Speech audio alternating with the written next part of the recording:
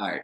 What's up, guys? It is Thursday night. We're going to get into week 8 of the NFL. So, baseball, this is the first time we don't have baseball when we're talking. Usually got baseball in the background. And I just wanted to get it out there because all these football games are drive everybody crazy. And you say to yourself, are these games fixed? Like, did the refs do this because they wanted that? Did the league want this? And the reason I just mentioned baseball is because I can almost guarantee with my life that there's no way they wanted the Diamondbacks. Nobody with any financial interest needs the Diamondbacks to be in the World Series instead of the Phillies.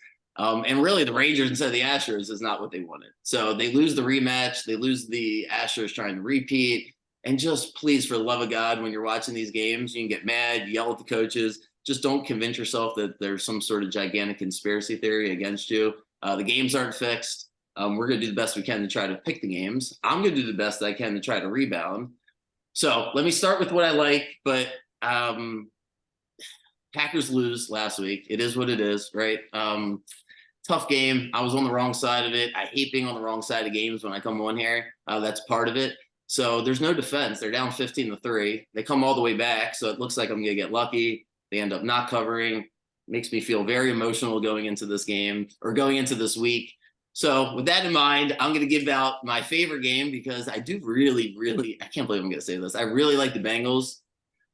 They're coming off a bye. Michael's going to tell me that going into a bye is more valuable. He tried to tell me that last week, and the Packers look like shit. So let me shut up before I keep giving bad advice. But for the record, I love the Bengals this week. Feels like the 49ers are teetering. I don't care who ends up being the quarterback. I think the Bengals cover easily, and I actually think they win outright. Michael, you're laughing because you probably like the 49ers. So go ahead. Floor's yours. What do you like this week? And actually, I should say you hit last week. What it was the Falcons and the Seahawks was your teaser. Both, I think both won without the teaser, right? Seahawks ended up winning by 10. Yeah, so you get a little, want to know ATS as well as the teaser. It's a double win. So maybe people should do a better job. So the best advice is whatever you just heard me say, flush it out, and whatever Michael has to say might actually help make you some money. So go ahead. No, you were all good. At the end of the day, we're just grinding to find a 51% edge here, right? Tossing the coin. So anyway, the Niners here. San Fran is an interesting spot. So it's one of my favorite theories to bet. I didn't come up with it, but we'll name it the injured player theory. So it's when an important player, quarterback misses a game, the rest of the team usually kind of elevates their play. They kind of get up because they know they have to.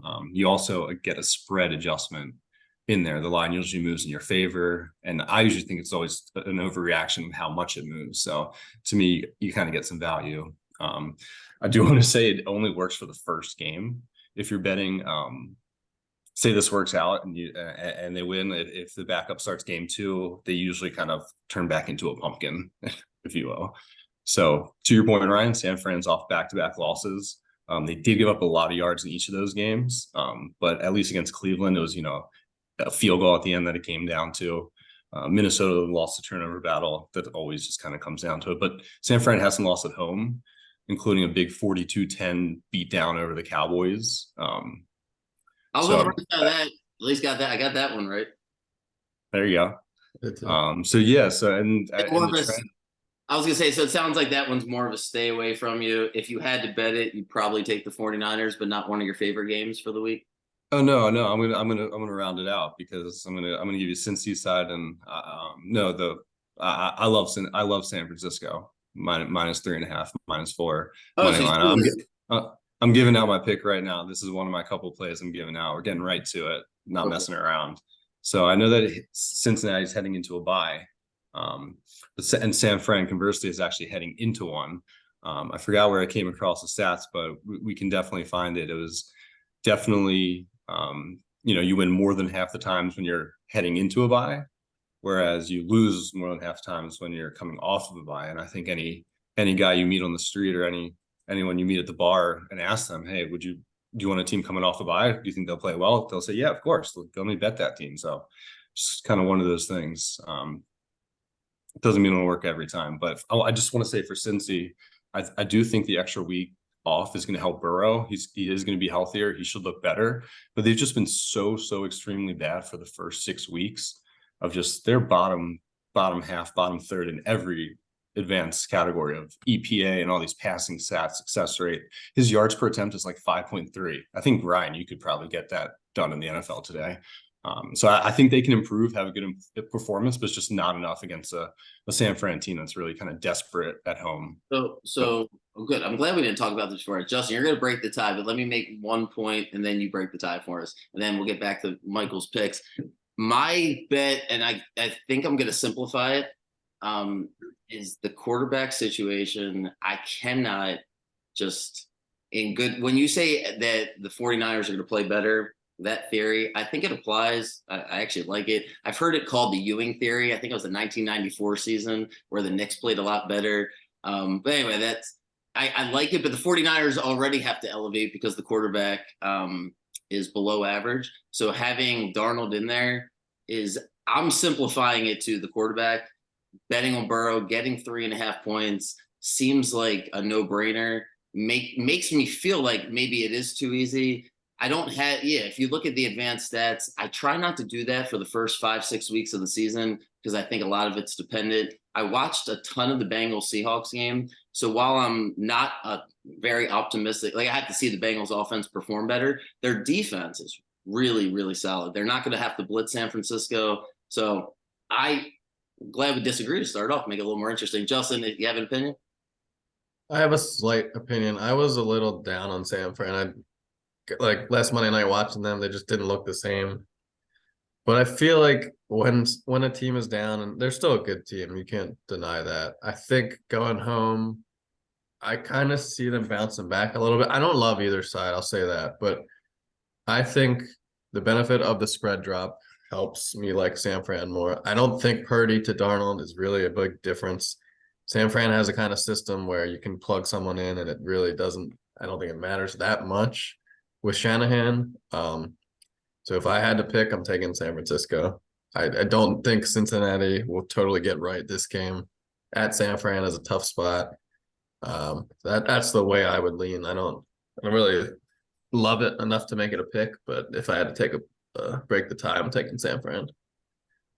Well, good. Fair enough. There it goes. Michael, you got San Fran. Let's keep going. What else you got for everybody? Yeah, I'll give out another pick, and then I want to save teasers for another segment just because there's a plethora of options that we can run through. This next one's going to be a much quicker handicap. I feel like it's a little lazy, but I'm going to take the Jags -2.5 against the Steelers. Definitely on the money line as well. This is more of a fate of Pittsburgh. It's like their third win in a row of a crazy high variance defensive turnover. Like how many more of these can they win? They get every ref call. They don't convert a fourth down. Pittsburgh's just bottom 5. And I like Ravens fan. Or whatever. Tomlin's great, and he pulls it out as the underdog. But like at some point, the luck is going to run out, and he'll probably beat me in overtime on a block punt or something dumb. So anyway, I know it's dangerous, but this is a lazy handicap. They have to come back. The regression. They're just so bad in all these offensive categories. Jacksonville kind of hit their stride in London, winning 3 in a row. Not overthinking it. Jags. Do you have a third one, or should I go to Justin? No, Justin. I'll just parlay that, and I like Jacksonville too. And I feel like I keep fading the Steelers, and it's gotta come through eventually. But like you said, somehow they keep ending up winning and covering these games, and I just don't understand. They're getting outplayed, but they get these big turnovers. They make something happen. I don't get how they keep doing it. So I'm gonna keep going against the Steelers. I like Jacksonville. I like what they can do. I'm just gonna play it on the money line. Just whatever, it's -130, 140. High scoring game, low scoring game. I can see it. I don't know. I don't have a play either side with that, whether I think it's high scoring or low scoring, but I think Jacksonville can score. I don't think, besides getting turnovers, Pittsburgh's defense still isn't that good. I could see Lawrence having a solid game. And I can see finally, hopefully someone can put Pittsburgh into their kind of rightful place as a average to below average team. I actually have some futures against Pittsburgh that I added on to this. You both sound so emotive. This is like 3 weeks ago. The Steelers. I know, and I don't want to sound biased because I am a Ravens fan. I don't like Pittsburgh in general, but I'm with you. It's just funny. The stats are out there. I don't like what I'm seeing from them as far as I don't think they can like go far or anything. And like I said, was saying, I have some futures against them. Them winning last week, it just made me add more against their win total. It's 9.5 now. I'm going under. They still have three remaining road division games. I don't know. I could see them going 9-8, maybe making the playoffs, maybe not. But I'm gonna stick with my guns and go fade them pretty much. So that I'm just pairing that. I like the Jags. There's a couple other games I like that really are not good games, but I just have a feeling about these home dogs. First one, Carolina. They have to win. You go to, if say this game was week 1, Houston at Carolina. I bet the spread is flipped, Carolina -3 instead of Houston. I just think it's kind of gone too far the other way. I don't think Carolina's that bad. Houston is solid, but them going on the road, I just have a feeling about Carolina this week and getting 3. I'm gonna take that mostly every time I see this kind of game. Two rookie I don't know if quarterbacks. I can see Carolina bouncing back and getting their first win finally. They're not going to go winless. Home against Houston, who is on the up. I still don't. They're nothing crazy yet, so I'm going to take the +3. I was going to ask you, do you abide by? I think you said this. I think we actually did this when it was just you and I, the first podcast when the Commanders were favored by 6. Like, don't you go by like there's just certain teams that can't be favored yet? Absolutely, there's more of. I tend to go with more fading against certain teams and certain plays than being for a certain one. And this is kind of one of those spots. Houston -3 on the road. I can see 3.5. I just don't understand it really. So I'm kind of liking Carolina in this situation. I think they might get their first win. Carolina, Jacksonville, 1996 expansion teams. What else you got? You're right. 96, 95, maybe, whatever. Yeah, and if they were playing a lot of different teams, I would probably go against them this week. And it's Cleveland. I just don't like Seattle as a favorite. This is another one of those spots where I'm kind of fading a team more than kind of going for a team. But Cleveland getting 4, I don't really think Seattle's very good. If Seattle ends up winning this game, I'm just going to foreshadow. I think we will crush them in 2 weeks when the Ravens play them. I really don't. Seattle's like a meh team. They're not the kind of team you like as a favorite. I don't think they should have even covered last week. I don't know how they ended up covering. It was like a close game most of the time against Arizona. And then they didn't cover against the effing Bengals when they had 18 chances in the red zone. Yeah, it's just something about them. They're okay. I don't know. I don't see them being in a position where they should be -4 against a good defense and a solid team. So another play I like is Cleveland. And then the Monday night game, I'm gonna kind of take Detroit in a bounce back spot. They're not as bad as we made them look last week. They're still a solid team, and I think the Raiders have all sorts of dysfunction written all over them. So I'm gonna go with the bounce back spot with Detroit. I think they could crush the Raiders. They'll be back at home, comfortable surroundings, get their offense going again, and then their defense can kind of get back into shape because we made them look like an absolute joke. I think that just happened to be a one-off game where we looked really good and made all the plays and they couldn't do anything. I think Goff has a lot better track record at home. I think Garoppolo is playing. I don't really care that much either way.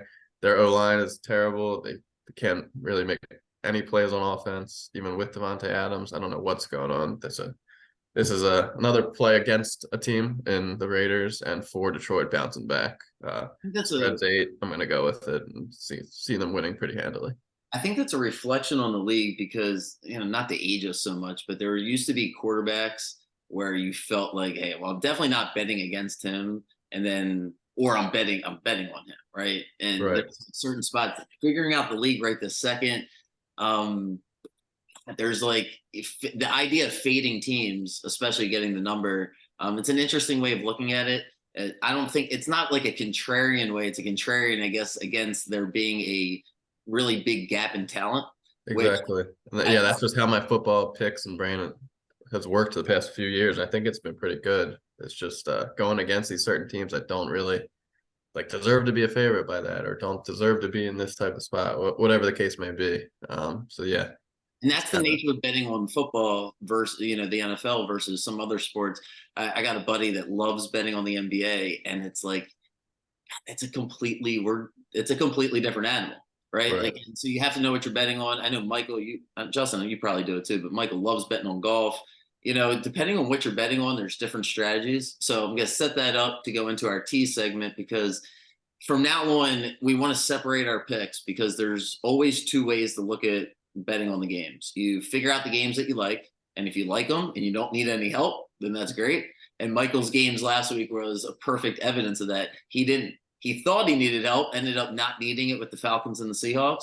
Hopefully that's the case. But what do you got for us this week? You said there was I think your word was plethora of options. So run through it, give us some options, and then tell us what you're going to settle on. Yeah, I'll start with just kind of giving out the pick. I want to piggyback off of Justin. I think Detroit -2 is a fantastic leg here.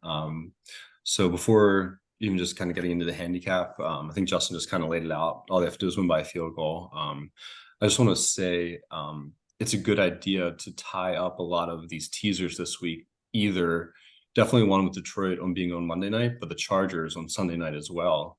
I mentioned this in one of our other conversations. When you can have this time gap of teasers, it just presents to you as a bettor so many options to take advantage, to double up, to triple up, to double down, to kind of just really for you as a bettor to like what better position to be in to you know. So anyway, I'll run down. I'm going to list out these teams. Justin, grab me if I missed any of them that fall into this, low range of going through these key numbers of 3 and 7. Green Bay is +1.5. Tennessee +2.5. Indy's +1 was a little questionable. Pittsburgh +2.5. Giants +2.5. Eagles are up to -7. Kansas City up to -7. And then the two I just mentioned, Chargers -8.5, Detroit -8. I do want to say how successful the teasers have been by being pragmatic and just sticking to picking games that kind of fall into this window of low totals and key numbers, that they've made adjustments on many games to get out of the quote teaser range. Buffalo tonight is a perfect example. It opened 7, 7.5, 8. They pushed it up to 9.5. They said, we don't want exposure to all these other things. Say you got it in early in the week. You have so many great options if you just tease it with 7 or 8, 9, 10 of these other things that are out there.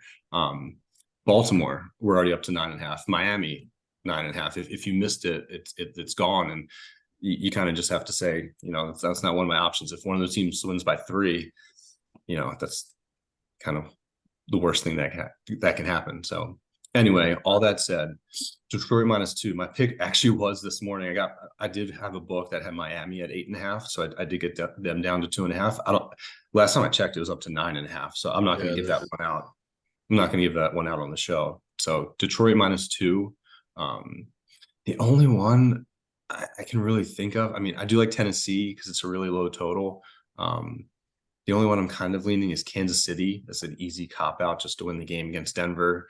But I might pick Denver like against the spread, not as a bet, but like in our pick 'em. So it's kind of hard. But for the play, I still give me Kansas City because they just have to win the game. Kansas City -1, Detroit -2. I do want to say one other thing that I actually haven't even done myself, but I've just learned through exposure about these teasers is instead of just doing these straight 2-point teasers -110 or -120, you can actually parlay them, I guess I'll say parlay them by doing a 3-team, 4-team, 5, 6, whatever that number is. And as long as you're getting kind of a good enough odds return back on that, it's a good enough strategy. I'm not too familiar with the sports books with like DraftKings and FanDuel, but if they have the option to do a round robin teaser, so just really quickly, a round robin is just kind of taking however many plays you have and just multiplying it around. I don't want to get too into the weeds. You're good. Kind of within it, but if you just pick five games, it's kind of just multiplying them all out. And if you get 5-0, you win it. But if you go 3-2, you can profit. There's just, I think I'm kind of just learning there's more than just these straight -110, -120 bets. So I'm gonna try to find a key of here. Let me at least give this out. for what you should be expected, because I did write it down for your return on these parlays. 3-teamer around like plus 170. So if your book's like 140, it's just kind of questionable. Plus, let's see, a 4-teamer anywhere over plus 275. 5-teamer in the 400 range. 6-teamer and the 600. So anyway, these are that's- all with 6-point teasers, right? Because I know you can adjust those as well. exactly. So I was messing around on my book. I did a 6-point teaser. I have an offshore one. It's actually really good. It's a 6-teamer is plus 670. So I think that rated out decently. I changed it from a 6 to a 7 and did the 7 teams, and it was only like 4.5 to 1. So just, or not even 4 to 1. It just kind of crushes your value, just giving an extra point. I love it. Maybe I was wrong. No, excuse me. I appreciate it all. I think everybody there's certain types of people that the audience is vast, right? Some people bet certain ways. I want to do a whole segment on live betting next week because I think there's a ton of value there. So when you talk about teasing these games, Justin, what's your takeaway? Michael said, he breaks it down and talks about the value. At the end of the day, we got to pick fucking winners, right? So he settles on those two. Do you have a tease for anybody this week? I'm gonna think on it a little bit more, but obviously I like Detroit with the spread, so taking them in a teaser and finding another team to pair it with makes sense. KC is another one I like, so Detroit KC would be one, but you already mentioned something like, I don't know, if Giants and Tennessee are both 2.5 ish, both well, Giants is home, both low totals as dogs, getting them through the 7. I think something like that would be a good pair. I kind of like Green Bay this week to bounce back against Minnesota. So if you can get them over 7, I think that's something good to pair something with. I'll kind of fine tune it a little bit, but yeah, a lot of the ones Michael mentioned, I tend to agree with. Did you have one more, Mike? Not another bet per se, but I just wanted to expand upon making a point about the timing difference of things, of just kind of how my point is, say we hit the first leg, Kansas City. Well, maybe we bet on -7, maybe not, but just say Kansas City wins the game by 3. That part of the leg hits.